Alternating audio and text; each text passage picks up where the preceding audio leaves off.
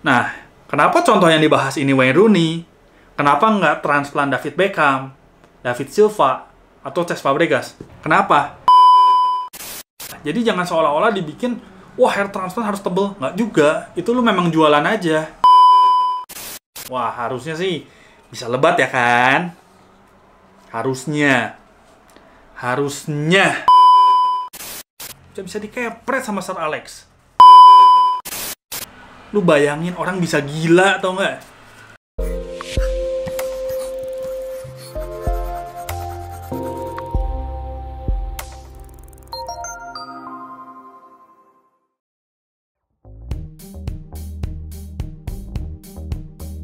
Halo bro, balik lagi sama gue Koko Brewok. Jadi bener-bener nih, gue sampai udah sediain banyak kertas gitu ya. Karena gue bakal bongkar video lagi gitu. Gue akan bongkar review rambut Wayne Rooney. Jadi for your information aja bahwa gue ini adalah fans MU gitu. Lu bisa lihat postingan gue nih. 2016 gue pakai topi MU, 2017 gue pun pakai topi MU sambil pose ala-ala Pogba gitu yang kayak gini kan. Nah, jadi gue memang benar-benar fans MU gitu. Gue bahas soal Wayne Rooney. Gue cukup tahu perkembangan rambut Wayne Rooney. Dan gue juga baru ngelakuin transplant sekitar 2 minggu. Jadi gue benar-benar tahu apa yang harus dilakuin dan apa yang nggak harus dilakuin.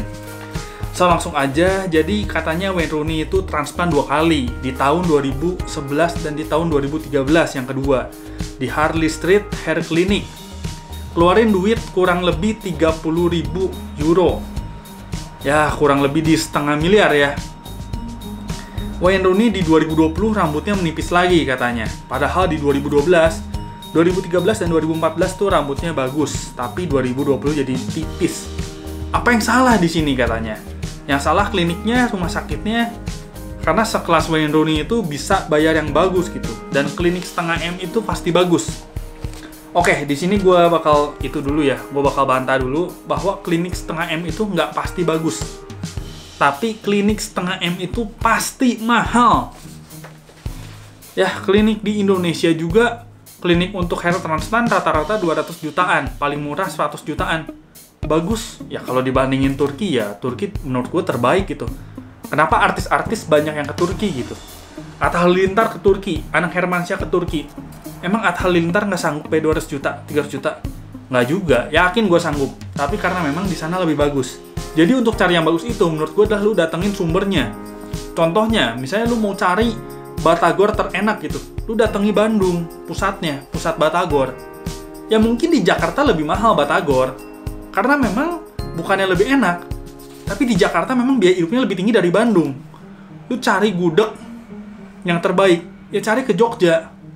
Di Jakarta lebih mahal, karena memang Jakarta lebih mahal biaya hidupnya. Ya sama dengan Inggris. Inggris juga biaya hidupnya lebih mahal, makanya hair transplantnya mahal.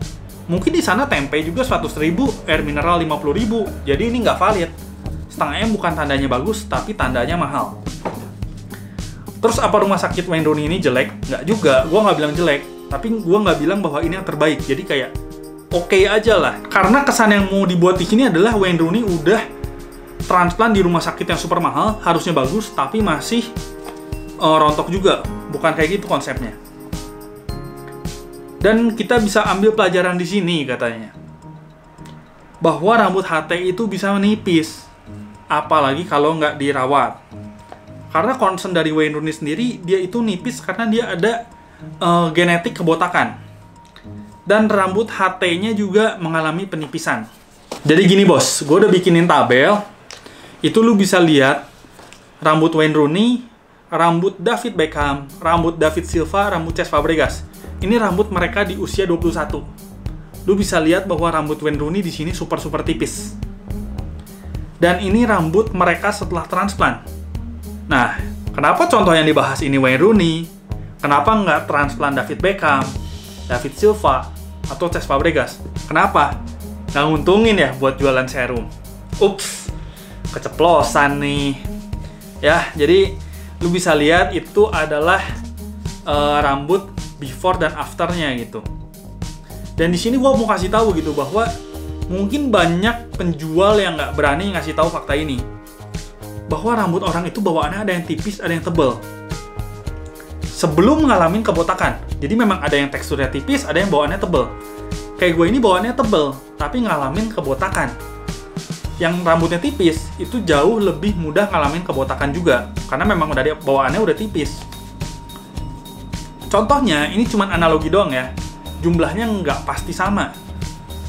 Misalnya, Beckham itu dia punya awal modal rambutnya ada 50.000 graft. Rontok jadi sisa 40.000. David Silva 50.000, rontok sisa 43.000 karena misalnya Silva cuma di depannya doang. Fabregas agak parah, modal 50.000, sisa 37.000. Nah si Rooney ini karena dia bawaannya tipis, modal awalnya itu cuma 40.000. Udah tipis dia ngalamin kebotakan yang super parah.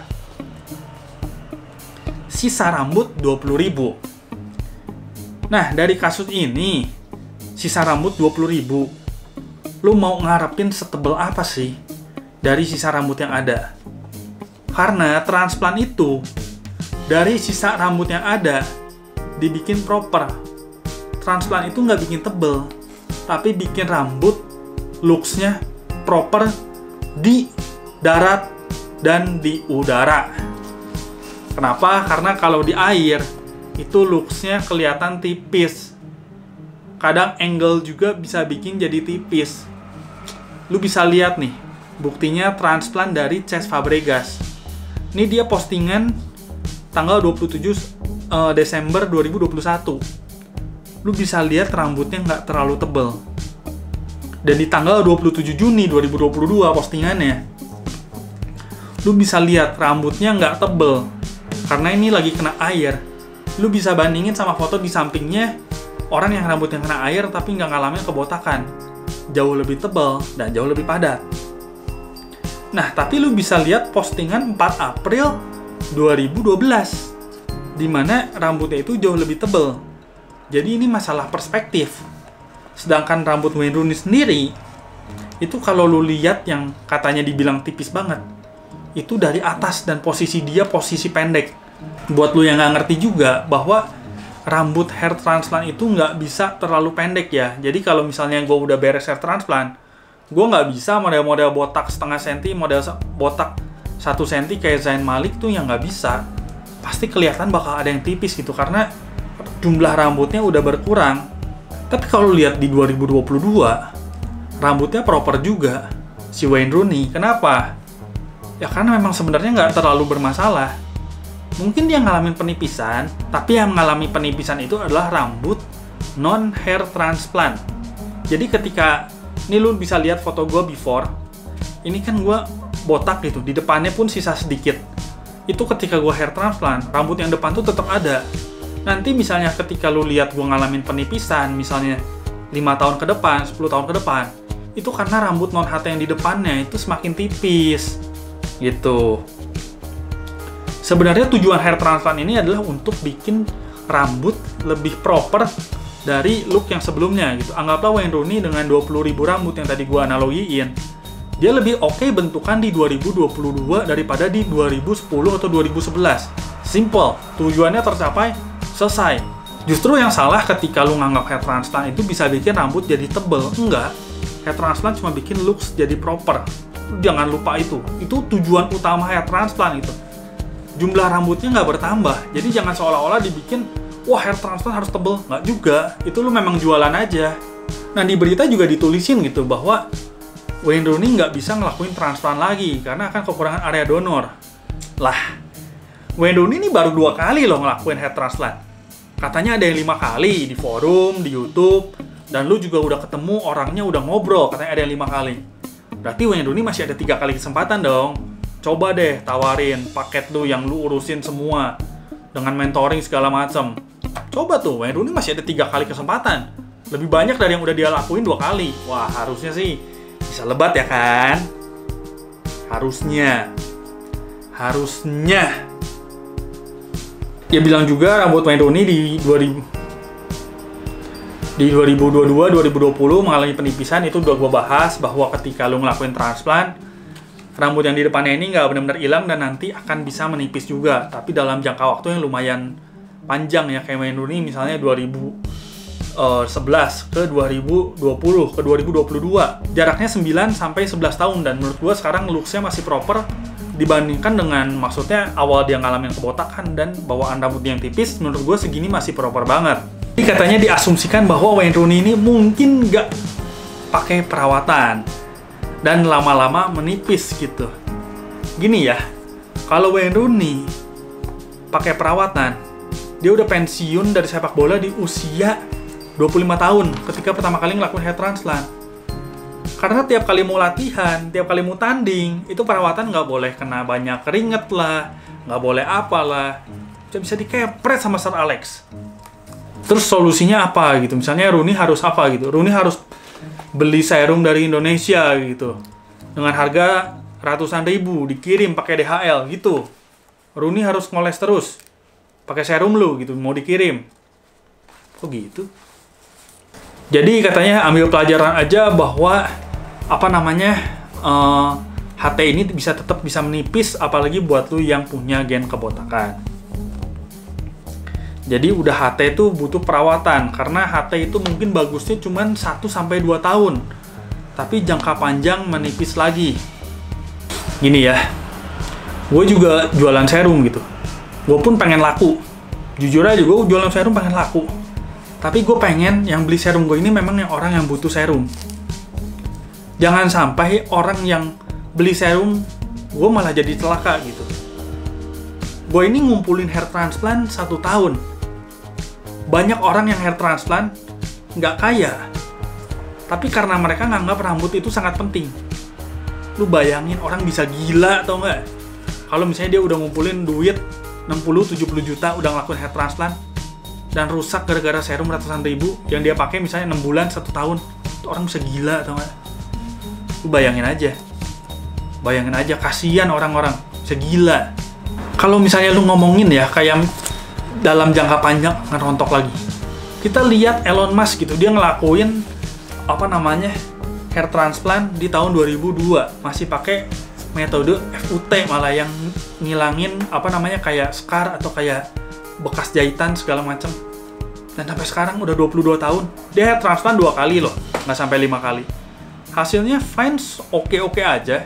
Ya so far segitu bagus lah dibanding kondisi dia sebelumnya gitu.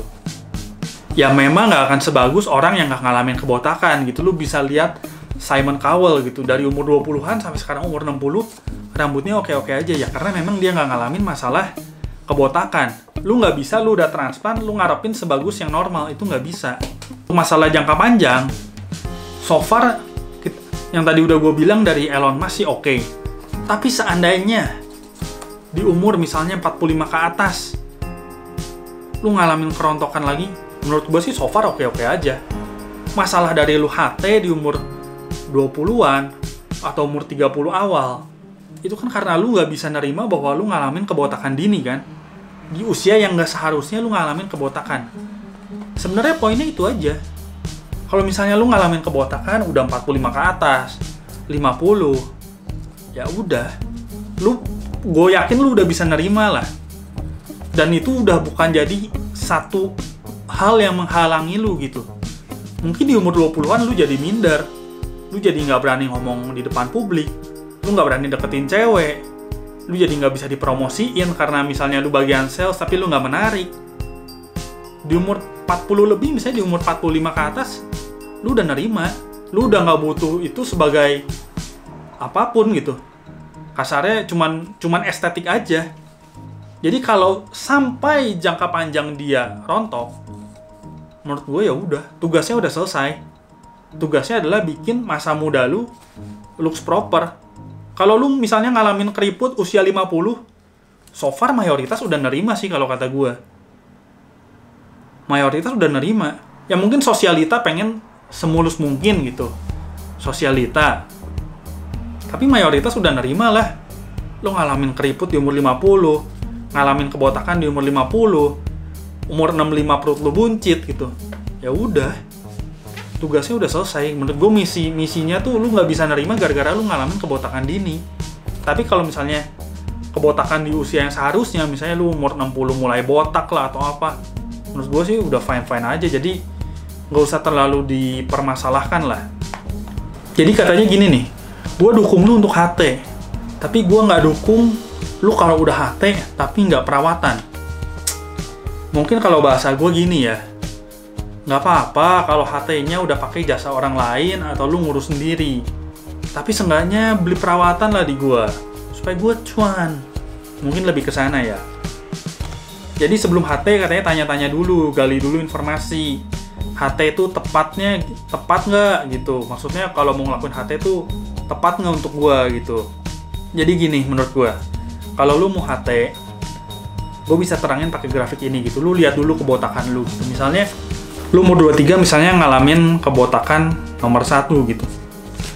Umur 24 ngalamin kebotakan nomor 2. Umur 25 ngalamin kebotakan nomor 3. Umur 26 masih nomor 3. Umur 27 masih nomor 3. Nah, di situ lu ngelakuin transplant. Jangan di usia awal lu ngalamin kebotakan nomor 1, lu langsung transplant. Jangan dulu, lu tahan dulu. Ketika misalnya di nomor 3 udah jalan setahun lebih, 2 tahun lebih, ya polanya gitu-gitu aja. Ya di situ lu ngelakuin transplant. Karena nggak akan langsung misalnya di usia 28 lu kebotakan nomor 4. Usia 30 kebotakan nomor 5, dan usia 32 kebotakan nomor 6 abis itu. Enggak. Satu kebotakan itu bisa bertahan selama lama, bertahun-tahun gitu. Bisa aja lu umur 40 ya kebotakannya masih nomor 3 misalnya ketika lu nggak ngelakuin transplant. Cuman bedanya makin tipis, tapi areanya di situ-situ aja. Tadinya di depan sini tipis, sekarang jadi makin tipis gitu. Jadi nggak langsung lu transplant di sini jadi botak, makanya lu butuh perawatan. Nggak juga, nggak kayak gitu konsepnya.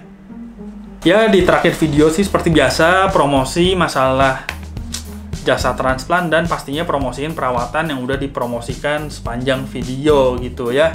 Oke, videonya segini aja, gue Koko Brewok pamit dulu. Ciao.